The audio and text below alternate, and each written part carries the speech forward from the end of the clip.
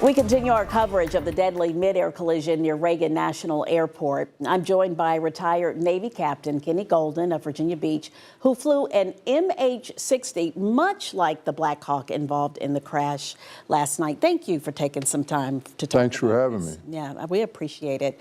Now, when you saw the video and just what you've heard about the crash, from your experience, is there anything that just immediately jumped out at you?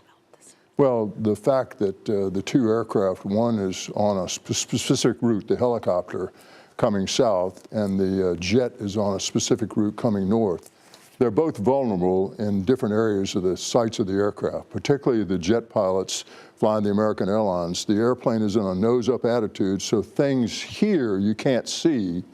You're looking out in front of you. They're concentrating on airspeed, altitude, and the runway. The helicopter guys, I don't know what they were kind of a mystery. And it depends. You don't know if they were on night vision goggles or not. Night vision goggles brings a whole new perspective to what might have happened. Well, I do recall they did say that they had those goggles on. That has come out in one of the reports. I think the Secretary of Defense said that they had those goggles. But still, flying in the night like that, you know, the city's all lit up, both D.C. and Crystal City, the planes.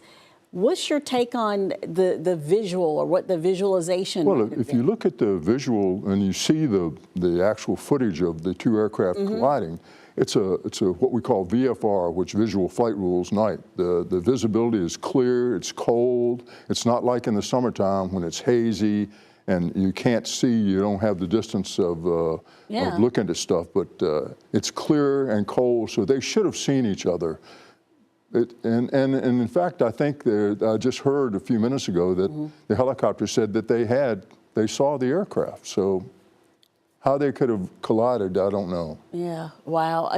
What about all the congestion at DCA and just, we know that our two senators in Virginia have been raising red flags about that for some time.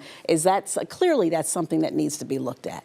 Yeah, I think they need to limit how many airplanes go in and out of that place. It's a very dangerous place. And then you mix that with helicopters, which are, usually 500 feet below. It's a difficult place. I've landed at both the Pentagon and Davison Airfield, which is Fort Belvoir, landed there as well, and also at the little airport south of Dulles and a little airport in Manassas and a couple of others up there. And of course, I've gone into Andrews as well. And it's a very difficult place to fly in. You have to be very careful.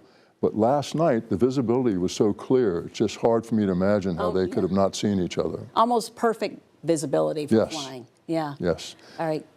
But the most vulnerable thing for the jet is just below them, and the most vulnerable thing for the helicopter is up here. They can see out front pretty well, and they can see out to the sides, but above you. So if the airplane he's coming one way and the airplane is descending, that's a terrible situation. That's a terrible situation. All right, we're going to talk more at 5 o'clock. Okay. More about the investigation. So we appreciate your time, and we'll see you then. All right. All right, Dana. All right, thanks.